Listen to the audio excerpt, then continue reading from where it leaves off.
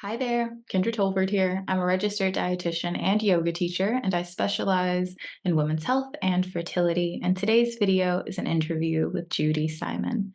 Judy is a dietitian who specializes in reproductive health. She is someone who has encouraged and inspired me along my career, and she is the co-author of this new book, Getting to Baby, which takes a food-first approach to improve your odds and shorten your time to pregnancy. Both this interview and her new book are packed with so much information and encouragement to help you use nutrition to support yourself along the fertility journey. I hope that you enjoy this interview. Hi there, Judy. Thank you so much for joining me today. Hi, Kendra. So excited to have a conversation with you. This is wonderful. It really is. I haven't said this to Judy. I don't think I have. Maybe I've emailed you and said it, but you're probably the reason that I do this work. Because when I decided that I wanted to specialize in this, I was like, is anyone doing it? And you were the first dietitian that I saw do it. And because I saw you do it, I knew I could. So I'm just happy that you exist. And I'm even happier Uh, that you're here. and I'm so thankful for you because there isn't a day that doesn't go by when I'm talking about lifestyle with my patients, and I'm trying to give them some examples of how they can be gentle and kind to themselves. I always invite them to explore, Life Fertile, your YouTube channel. And I go, it's especially if they've never done yoga and they look at me like, "Are you kidding?" I'm like, "Check it out. Just check out Oh, that PCOS one." And I really have to say, there are women have told me a year later, they're like, That's when I dipped my toe in the water because it was a really safe space. I could do it at home." So I think we have a mutual, fangirling. Um, and and I just love how you've expanded and shown a direction that a dietitian can go into providing care in this area, and it's unique. And I love that you're doing it. And I know who you learned from, who you were trained from, Lynn Jensen, which is so awesome because she's a longtime colleague of mine in Seattle. So it's nice. Isn't it interesting how our lives kind of interconnect in this work? It's really pretty cool. absolutely. Teeny tiny world. So many overlapping connections. Yeah, yeah, Thank it's you for great. being here. So, you all have heard a little bit about why I love Judy. I would love Oh, for Judy to tell us why we should all love her. Go ahead, oh, Judy. that's so nice. Introduce So yourself. as you know, I'm a dietitian like Kendra. Been one a few more decades probably than her, a little while longer. And I also have a master's in health education. And it's really because I came out of that traditional training a long time ago, and I was really disappointed. I'm like, what's with these people? Don't they all just want to eat healthy? And I really went back and did that public health, community health education training so that I could learn more about self-efficacy, about ways that I learned that we walk alongside our patients and we go on the journey with them, and that is much more effective and rewarding for all of us. So, over the last few decades, I really turned my career into focusing into reproductive health. And it really started with PCOS. I took a break to have my children, and that was after I had quite a fertility journey. It's before social media. I didn't have a lot of support. I never knew what to eat, what to do. Lifestyle wasn't even a blip on the radar of the doctors, and it was just a really different time. Fast forward, I did have my children with some help, learned a lot on the way. And then when I re-entered the field, I did get to start off in family medicine, but all of a sudden, I was working with all these women with PCOS. I never learned it in my training. I had no idea what it was. So I immediately ran next door, and that's how I met Angela Thayer, who my co-author, is I said, I need to become friends with these reproductive endocrinologists because I don't really get PCOS. I was seeing young women, late 20s, coming off the pill, and all of a sudden, they were having all these body changes. They weren't having regular cycles. They were gaining weight. They felt terrible. They were losing hair. And I was like, well, wait a minute. This is not a calories in, calories out solution. I need to learn a lot. So really what I feel like I did is I crossed the road because there weren't any dietitians working in this area of PCOS and fertility 20 years ago, or I didn't know them. And I got very involved in the fertility world. I've been very active the last 20 years in American Society of Reproductive Medicine. And I was often the only dietitian at the entire conference, or maybe there was two of us. And I really felt like I had to understand everything about fertility and hormones and get to meet the researchers, like people like Dr. Jorge Chavarro, who's now a good friend, and really figure this all out and put it all together so that I could um, bring back to my patients how to help them with PCOS. But then that really branched into fertility and really both in, I work at the University of Washington. I have an amazing clinical position in women's health. I'm on faculty there. And then I've had a private practice, Mind Body Nutrition. And about, I don't know, 12, 15 years ago, Dr. Angela Thayer, who's triple board certified and an amazing person, um, we just said, we're seeing these women one after another struggling with trying to get pregnant. All they get told by their doctors was, oh, well, just go lose weight, go lose some weight. That's going to fix everything. And it wasn't. And I love these women. I was working with them one on one, and we came up with this idea, let's bring it together. Let's bring them together in the kitchen. Let's start really cooking classes. And Kendra, there was no template for this. No one else did this. So I took my health educator skills and my dietitian skills, and I had this amazing, medical director to make sure, do no harm. And really, in the beginning, the first few years, the women who were sent to us were mostly in larger bodies. And a lot of times they weren't making an IVF cutoff, or that was a message they were getting. And what we were finding is in that 6 weeks, we were having so much fun in the kitchen. We were learning about food, how to enjoy different things, and not making it a diet. Let's try greens. Let's massage some kale. Let's try whole grains. So we had a theme every week. We walked every week. We did yoga. Lynn came and taught us yoga sometimes. We always had, I know, right? We always had walking. We would walk along Lake Union and we cooked together. And what we were finding is the women of all sizes, they were starting to cycle. They were getting pregnant, whether they were going through IVF or not. We sometimes had a table of four all start having a cycle by the end of the class. So this really solidified. We collected data. And we really found that, wow, lifestyle did make a difference. Everybody didn't have to use, assisted reproductive technology, or if they did, it really improved their odds. And so that's what really brought me on this journey that 5 days a week, most weeks, I'm working with men and women, and folks who are trying to build their families. We just released a book literally today, Getting to Baby, that kind of put the class in a book, because we thought, well, we're helping 12 women at a time and we love the personal touch.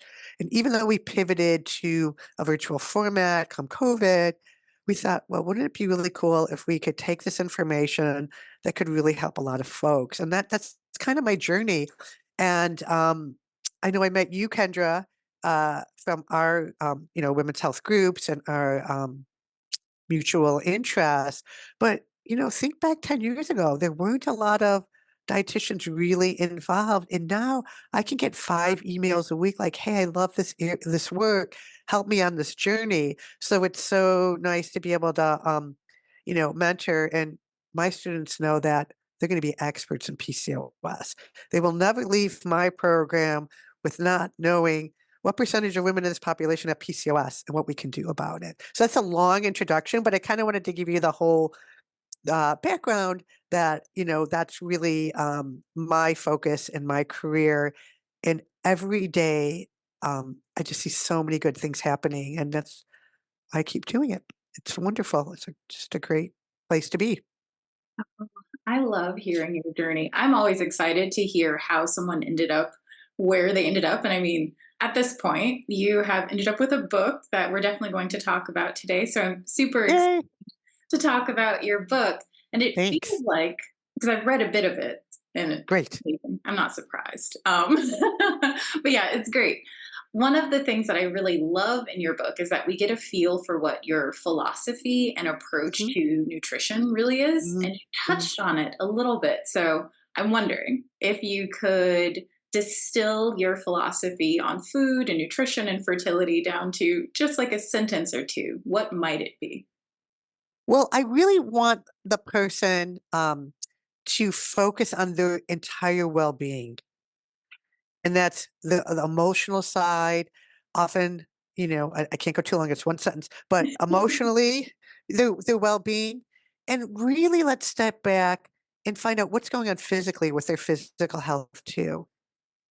Because we're each unique individuals. We're not a PCOS patient. We're not someone with endometriosis. So really, the most important thing I think in my philosophy is let's treat the whole person, and that's gonna help them on their journey for fertility and for building a family. Absolutely. Yeah. It's so important to see the whole person and to not make someone a diagnosis. I do feel like that happens a lot, especially on the internet, because people are looking for the PCOS diet or the Right. endometriosis diet or the infertility diet. And the truth is that there's not one right way for all people to eat.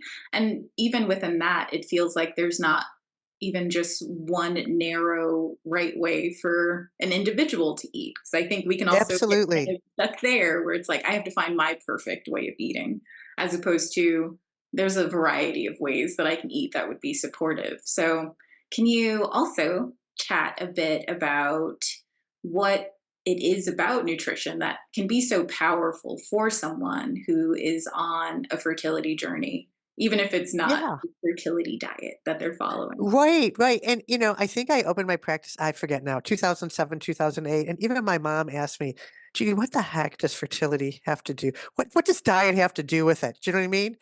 We had kids. We didn't worry about it. Do you know what I mean? So I had a lot of people like, my support people even, wondering about that. And thank goodness that year, Jorge Chavarro came out with that original fertility diet. So research started to come out. It was even on Time magazine. So I was pretty lucky that we were starting to see some epidemiological studies, just starting to show relationships. And that's what I tell people. These are relationships that we finally had larger amount of data where like women's health study data, nurses study data, where we could really researchers could look and see, was there anything about eating patterns that we could look at and how did that relate to somebody's fertility? So we started to get these studies. And to be really honest, you and I know that's what most of these studies are. There are very few randomized controlled trials when it comes to fertility. They're more relationships. And that's what I try to tell people. This is a data we know, and that I even like to back it up and start at, well, we know that going into pregnancy, women are often missing so many important nutrients in so many foods, and I like to start there. Like, I like to start with like almost every food group. It's not what people are necessarily overeating; it's what they're undereating, right? Don't you think so, Kendra? And it's so like they're not eating enough fruits and vegetables. They're eating half the fiber that they need. And this is the average person. This is like throwing us all together in a blender, right? So, maybe not the individual. Um, and I feel like I'm kind of getting tired of social media just screaming protein, protein, protein. Well, honestly, I don't know. Most of the people who walk in my door, they're eating plenty of protein. It's like the last thing I'm worrying about. They're not eating enough fiber, fruits, vegetables, nuts, things that would give them so many of the micronutrients that they need. You know what I mean? So I think the problem is people are getting so many messages about how to eat perfectly. And in fact, I would say, I mean, already this last 2 days, if I think about all the women that I've seen, and I get sent, I have doctors who really refer me patients who have very challenging fertility cases. They've had failed IVFs or people that are scratching their head and this and that. And so often, and I'm not saying it's the only cause, but a piece of the puzzle is they're following very rigid diets because what they read was somebody's giving advice to everyone, like, I did this, so you all should do that, on a lot of these, so they feel like automatically, I better take out, gluten, dairy, soy, no matter who I am, cut it all out, go low carb, do this and that, and they're not left with much. And so I never want anyone to feel bad. And I ask them how they feel when they're eating that way. And sometimes they're scared about their weight. They're scared about what they're putting in. They're scared that every um, piece of food isn't organic. So there's a lot of fear in eating, and so I think part of our job is, first of all, when we're screening our patients, there's a higher rate of eating disorders in the fertility population. And if you think about it, there's a lot of women with PCOS.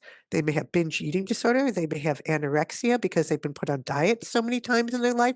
So there's a lot of disordered eating that can really disrupt the hypothalamic axis. It's not a good thing. And then a lot of the women, you're always told, oh, lower BMI is better. Well, a lot of those women often are under eating, so they either have hypothalamic amenorrhea, they may have an eating disorder. So when someone's under eating, everything shuts down in the reproductive axis. And people forget that happens with women in larger bodies too. Okay, and I'm using that. Some people are uncomfortable words with fat. I don't like to use the O word, but women in larger bodies. So I've had women in larger bodies who literally have had to say to their doctors, please don't weigh me.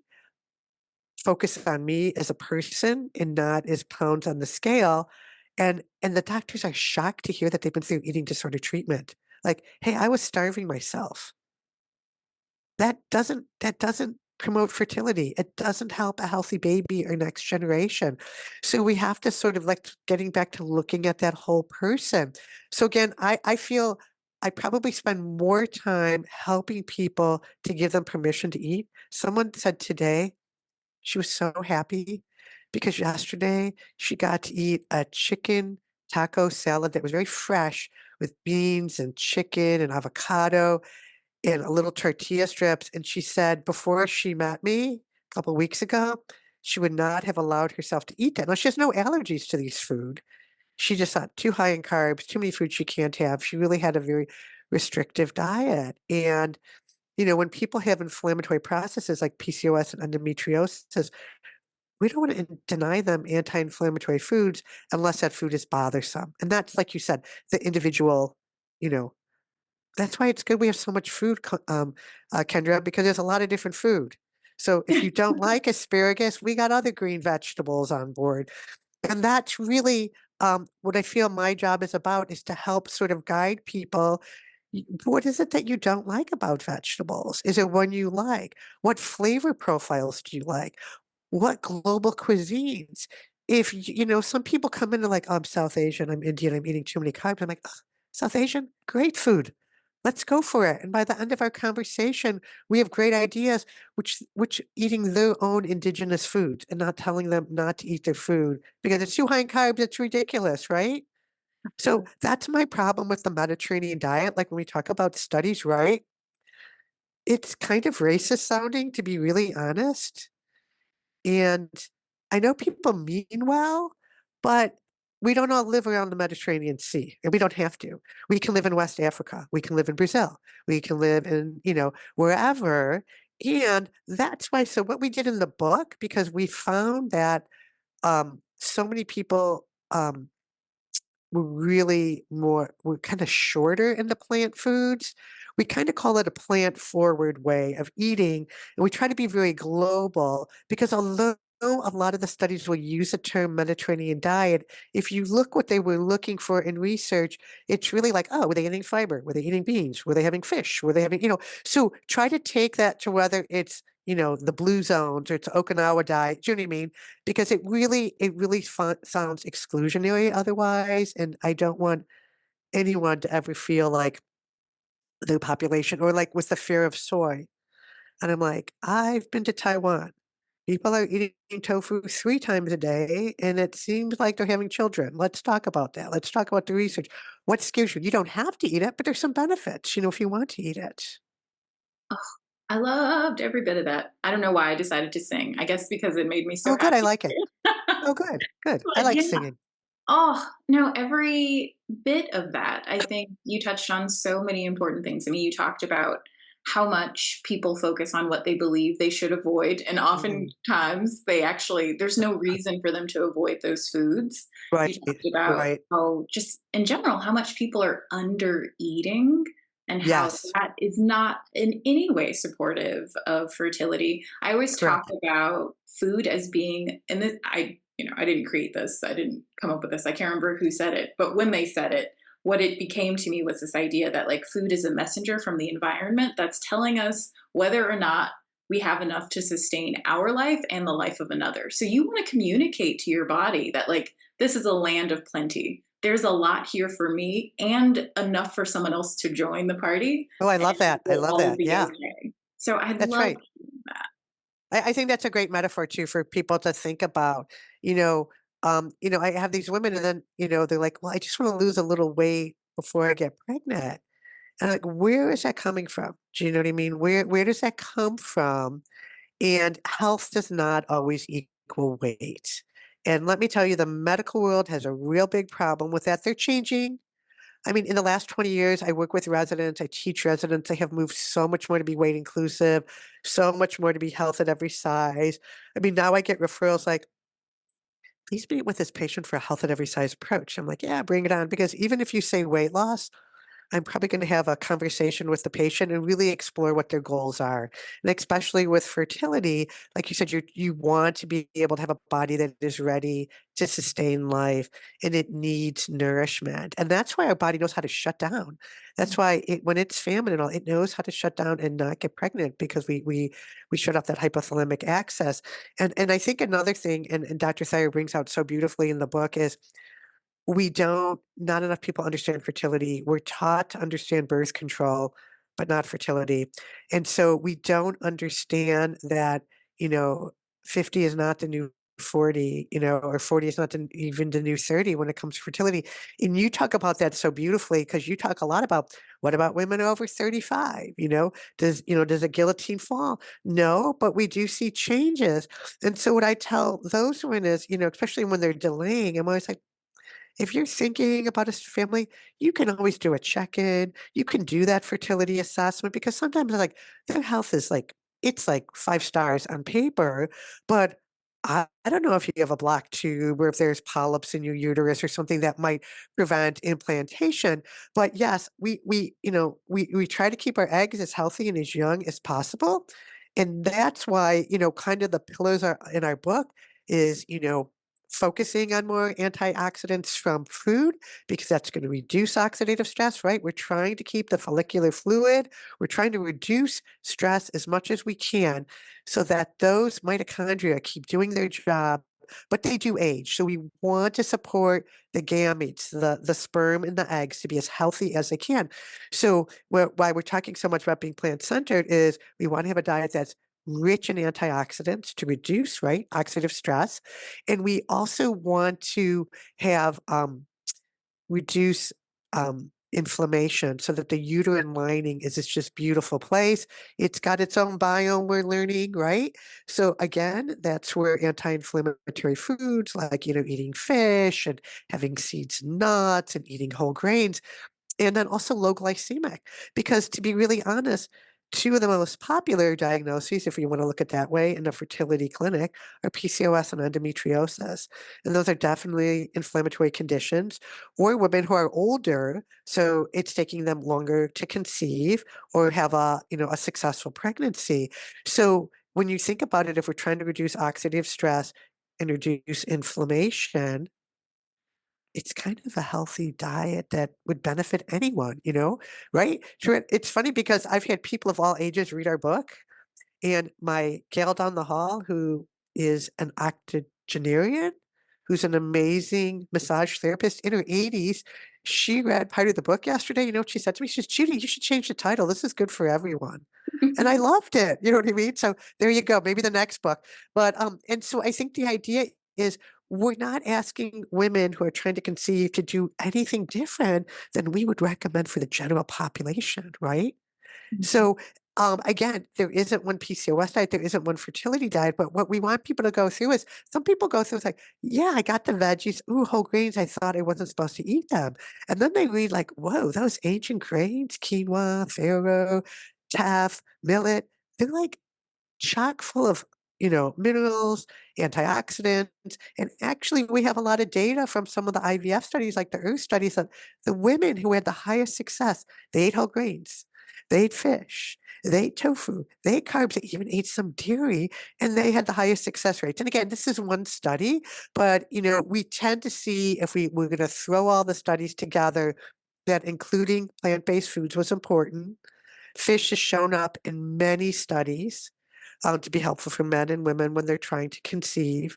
Um, a lower glycemic environment, that doesn't mean you can never have sugar. I mean, my patients are like, oh, there's a gram of sugar in that. I'm not going to eat it. I'm like, It probably tastes better with the gram of sugar. Do you know what I mean? But, overall, maybe if you working with someone and they are getting a third of their calories from sweetened beverages, making some changes and finding some different beverages will probably help reduce their insulin resistance if they have it. Yeah. So that's kind of where we're going on the nutrition side. And you might have seen our cute little fertility plate where, we really kind of go down to the whole foods, like even like instead of bread, we have like wheat shapes. We just want to show people where their food comes from, that it doesn't all come from a box. Some of it will for convenience, and that's okay. But, trying more grains. We really recommend beans and lentils. We call them lusty legumes. They really fit into so many cuisines. Like, I had no idea until a year ago did I start eating black-eyed peas from from African recipes and from, I just made a Greek recipe the other day, and it was tomatoes, onions, and black-eyed peas, which I really love now, and then lots of, dill on it, and it was delicious. So I think exposing people, I'm always pushing the beans, like, "Oh, you haven't tried them." We talk about, dairy and plant milks, and then when we talk about protein, we really give people choices, and we kind of say, if all your protein a lot of your protein is coming from red meat, you might want to consider maybe a plant-based meal sometimes, or we call it, kind of the swap, the protein swap. Maybe do some beans and less meat, kind of ways to sneak in the plant protein, but, we're not telling anyone what you're doing isn't good. We're just kind of showing the science. I've been on some vegan podcasts and we're quite open that like, hey, we're okay with eggs and fish. We want to support all people's beliefs and religious beliefs. And I think that's really important. Okay. And this all kind of goes, and I think the most fun we had in the book is adding a lot of culinary tips. And I don't know if you read them, but there are 10 stories in there of women who took our classes. I don't know if any of them spoke to you, but some of these women, and these are over the 12 years, we had a lot more stories, but for this book we put 10 in. And some of the women that tell the story of their first child, they have 3 kids now Wow. on their own, okay, with PCOS. Pretty awesome. And I can remember that one gal, Olivia, just walking into class the first day, and she looked around and she's like, "We're cooking? What? I don't know how to cook." And just, she just it was amazing. It was just amazing, the transformation of really, exposing them to like, "You're not broken. Let's try some fun things." And if Angela was here, she's across the sea in London studying and getting another degree in health behavior. But, she became a plant-based chef during COVID. So we have so much fun when we do cooking classes because we try to teach some culinary tips, add in the nutrition. And then she was really big on writing the chapters on the boosters and the disruptors, like sleep, how to manage stress, the importance of movement, yoga, and then the disruptors. A lot of women aren't aware that in 48 hours, you can reduce your risk to endocrine disruptors like bisphenol A, phthalates, just by changing what you buy in your hair care products and things like that, right? Looking, staying away from the added perfumes and scents that you can use. My husband still doesn't believe me, but you can use vinegar and baking soda to do a lot of cleaning instead of really harsh, nasty chemicals. They do really well, and so that's what we thought, like, how can we take the whole class that takes 6 to 12 weeks and like put it in a book? And I feel like we're giving people highlights, but we really talk about, when should you work with a dietitian one-on-one? When do you need to see a physician? If someone isn't being successful on how long they've tried, you need to see there's so many factors in fertility that's really important, that don't feel like you have to be eating the perfect diet and then you go to the doctor. You can do all these things in parallel, right? And Kendra, as you know, the fertility is a waiting game, right? You're waiting for your period. Are you going to get it? Are you going to not get it? Depending on what your goal is. Are you waiting for the 2-week, 2-week wait? Are you waiting till you're ready to do IVF or IUI, or for your partner to be in town, or to find the sperm donor? There's a lot of waiting. And so we're like, that's a time to empower yourself and empower your health, um, to feel good. And the first thing I always ask patients before about their period is like, how are you feeling with the changes you made? Like, liberated? That's the word I heard today, liberated, because I told someone, the one who ate the taco salad, she's like, "I felt liberated." And she goes, "Oh, ah." adding bread to my breakfast and not just eating eggs. I feel I feel satisfied and actually full. I thought you were supposed to be starving all the time when you were being a good dieter. Do you know what I mean? So I think we have to sort of um, normalize eating for people. We're going to be hungrier some days. Trust your body. You can eat more. And kind of get back to that eating competency and intuitive eating we include in the book, and having a healthier relationship with food, and being able to the grocery store and thinking of it as treasury. Maybe try one new recipe a week. So that's kind of a lot of what our philosophy is on. I know we touched upon weight, and I think that's a really important conversation. There are women that don't go to the doctor because they've been fat shamed. They miss pap smears, they miss exams, and they miss talking to their doctor maybe about their irregular cycle, and empowering women to say, "No, thanks, I don't want to be weighed." And I always refuse to be weighed in a nice way because I want to practice it and tell my patients the experience and it's okay. And you can tell that, nurse assistant or whoever's weighing you that, oh, if it's necessary for my care, then I'll talk to my care provider about it. But right now, that's not what I want. And there are BMI cutoffs in some clinics. And really, what the issue comes down to is anesthesiology and standalone surgical centers. Okay, that's what it comes down to.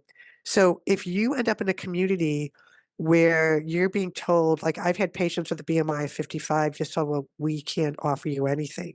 Can you imagine being told we can't offer you anything, right?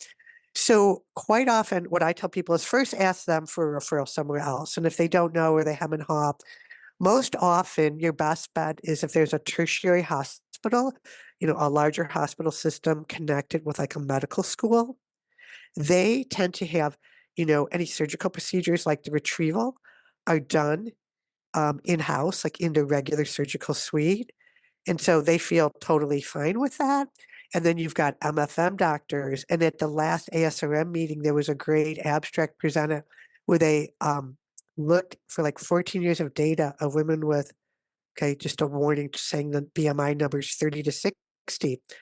And they followed these women to see the rates of live birth and then the health of the baby at 1 year old.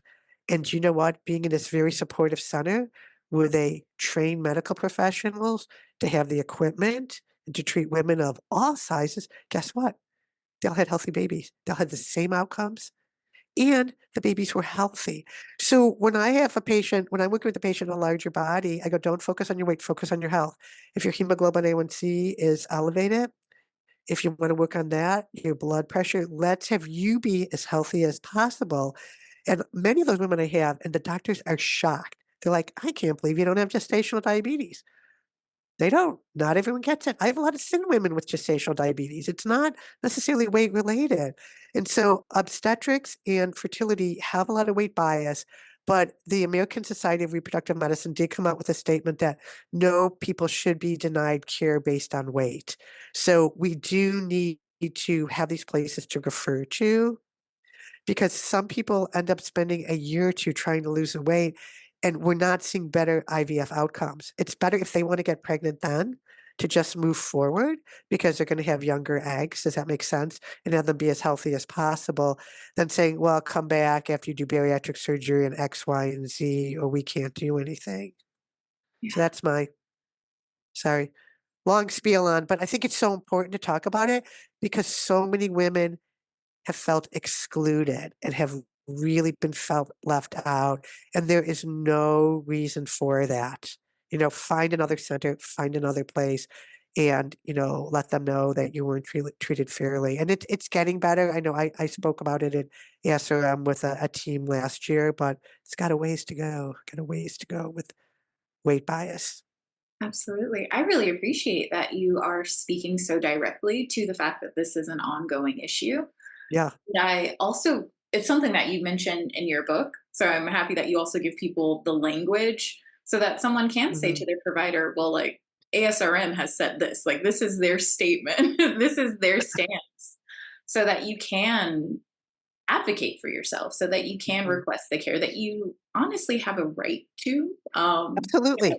I really appreciate that you're, again, speaking so directly to it. And I really appreciate that your approach is one that is weight neutral. It really is Mhm. about taking care of the person, not Absolutely. making them a number or a category, but like, who's this person standing in front of me? What's their health history? What's their Mhm. lifestyle? What are their Mhm. goals? Like, I'm seeing the full person. I'm not just seeing Absolutely. a number on the scale that honestly fluctuates for all sorts of reasons that have nothing to do with what they're eating and how they're exercising. So I appreciate it. Thank you. You can Oh, definitely talk thanks. about that. Oh, thank you. I just think it's I try to, like, slip it into, any talk I give, you know, um, I just think it's so important that we all can do better, just on all bias, and there is a lot of bias. And think about it, not every state has mandated, um, fertility cure. So if you think about social determinants of health, fertility care is so exclusive to so many people that get left out. And, we're pushing to do it better, but sometimes when states get mandated insurance, insurance starts putting BMI numbers in there because they want to pay for less IVF. So you have to watch. It's like guacamole. You got to watch every side of it to make sure that people get the care that they deserve, right? Yeah, absolutely. Absolutely. One of the ways that I think the book does a really lovely job of making sure that more people feel included is the way that you do, and you talked about this a bit before, but the way you talk about different traditional heritage diets, and you don't think Yes. Mediterranean eating pattern as just the only appropriate way to support Right. fertility. I actually would love to read a bit from the book where you really call it out. Oh. Oh, good. Yeah. So it's right after you shared the three principles of a fertility promoting diet. And so you mentioned those earlier. And you say many parts of the world follow similar eating patterns and healthy lifestyle principles, including heritage diets from Africa, Asia, Latin America, and Native America. All these traditional heritage diets share commonalities, including a high number of fruits and vegetables, legumes, whole grains, and seafood. So I, again, thoroughly appreciate that you point out that there's not just one way of eating and that it doesn't have to look like throwing out all that you have known or all that you enjoy. It really is about finding the things that are possibly a part of your culture or other cultures. It's fine to Mhm. borrow from other cultures, but finding things to add in, which is so Absolutely. counter kind of the diets that we see as being promoted, especially on social media, as Mhm.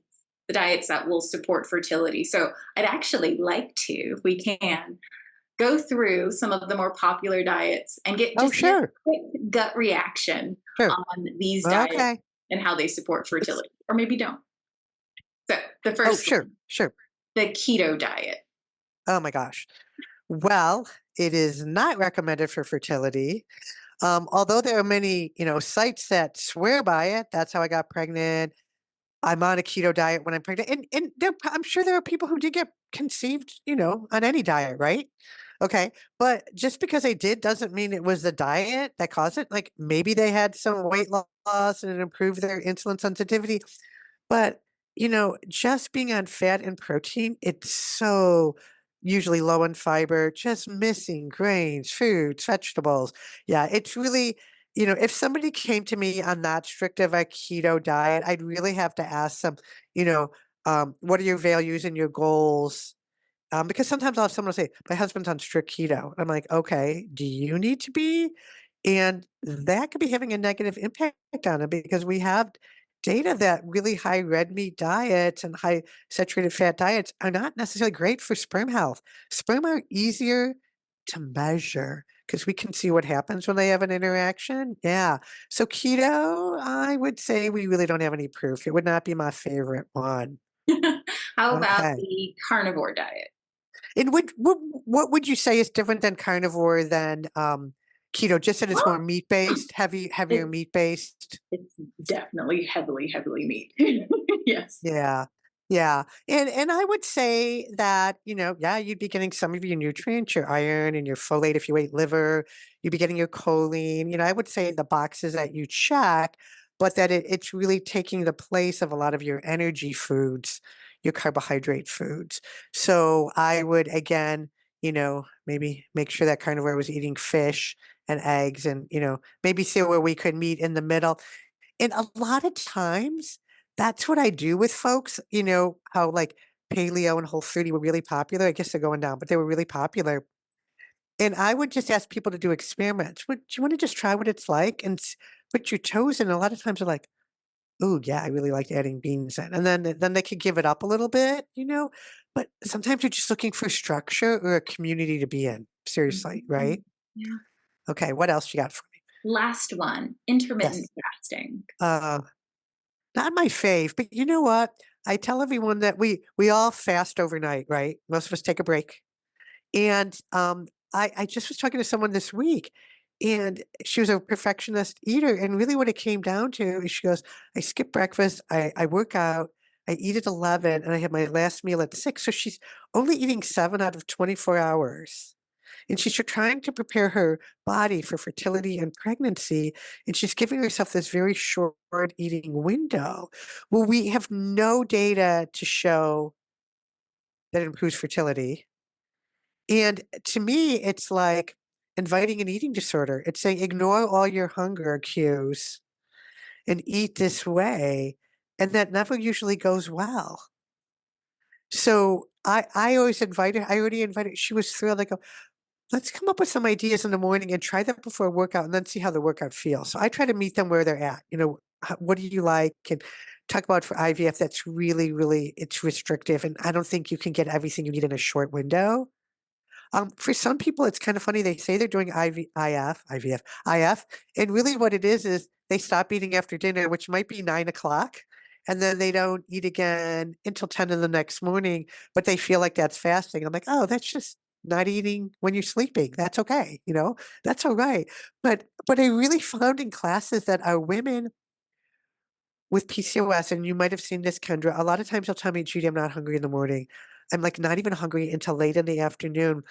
And they're not doing IF, but they kind of don't eat till late afternoon, and then they feel hungry all night, and then it starts over again. And so in one of our classes, we had 4 ladies who just happened to be at the same table. I think it was our last live class before COVID, and we would cook on Saturday mornings. And so after the 6 or 7 weeks, I asked, "Hey, what were some of the benefits of this class?" They go, "Well, first of all, I got out of bed. We ate really good food. I mean, we eating quinoa, black bean, mango salad at 9:30 in the morning." And they go, and then I started eating breakfast during the week because I kinda liked it. And these women all started cycling, and they all went on to get pregnant. They started cycling. Okay, I know there's seed cycling and all this crazy stuff, and I'm gonna call it crazy because I don't feel it's evidence-based, sorry. Maybe some people like it. If it gets you to eat seeds, I think that's good, but I think food cycling, I'm gonna call it food cycling. It's this new thing. You eat throughout the day, and you listen for hunger and fullness, and you get a cycle. I see it all the time. It's crazy, and then they're not overeating at night. They're able to really be competent eaters and feel like, "Oh, this felt really good." And so I think that, everyone's different. Some people really don't wanna eat until maybe brunch time, and I'm okay with that. But the whole idea of not eating all day and then eating it all at night, I never see that go well with insulin resistance, so I'm gonna call it food cycling. We'll come up with our own new thing, food cycling. Try eating throughout the day, how much you need, and see how it works, seriously. So, yeah, you can tell, these kinda come and go. Now, and then you had low carb, and I think when people are on low carb, Kendra, it just everybody's definition is different. Mhm. Right? Sometimes it's really scary low carb. It really is. And I'm like, they don't want to eat fruit. They'll eat very few vegetables. They don't want any grains. And then they're missing a lot of nutrients. And I always ask permission, can I share with you what foods I think would complement what you're doing? But but some people are really low carb, and some people call low carb, they don't eat bread and pasta. I'm like, you don't have to eat bread and pasta if you don't want to. What else are you eating? Do you know what I mean? Or like, that doesn't make me feel good. That makes me sleepy. Well, then don't eat those. We have a lot of other things you can choose from. So I think low carb is just such a loose thing. So when doctors tell patients I go on a low carb diet and lose weight, well, what does that mean? Yeah. Your low carb, my low carb might be totally different. A lot of these things are not clearly defined. There's Right. no question about that. So Yeah, yeah, I think that's I good. have loved chatting with you. Oh, me I too, me am too. loving continuing reading through your book, and I will definitely link to it in the description box Thank below. you. So if anyone wants to grab a copy or Grab a two. copy. Grab a copy. Yes, please do. And I think even if you're a healthcare professional, because I know as a healthcare professional, I watch your YouTube videos because I always learn things. I do. We all learn from each other, right? And especially yoga. I learn a lot from your yoga videos. I love them. Um, and I tell people, even if you don't have PCOS, you can do the videos. They're really good. Seriously, it's just some nice yoga. I've done them. I don't have PCOS, and I've done them and enjoyed them. But I would really say all the healthcare professionals that reviewed the book, and this is reproductive endocrinologists, and even, Jorge Chavarro and Audrey Gaskins, who were like, Harvard fertility researchers, they even said, they're like, Judy, we do the research, but you put it into application. And then the doctors are like, oh my gosh, I learned so much about nutrition. I had no idea. Now I have the book because I went to too many conferences where people are like, "Is there a good book that you would recommend that would just give people the basics?" I'm like, "It's coming, it's coming." So this is that book, and that's what we felt that, people could afford it, they could get it out of the library, it could be accessible for people. So I hope they enjoy it, and this has been a wonderful conversation, and I'm so glad that I have fellow colleagues like you that are out there, so thank you for all the work you do. Thank you. Thank you. Thank you, Judy. Okay. Is there anywhere else that people can connect with you, learn more about the work that you do or work with you? Sure. Oh, sure. So, my Instagram is at Fertile Nutrition. I'm at Mind Body Nutrition LLC, and I have a website. And I am available for certain states for working with people, more West Coast. Some of the states we have our whole licensure thing that goes on, right? But I also do have a lot of great colleagues too that I'm happy to send people to, and that's why you always want to have a really good network. And I've trained a lot of dietitians working at UW all these years, so I work with some amazing dietitians that have gone on and do a lot of women's health. So I know a lot of good people in the field that I'm happy to refer people to.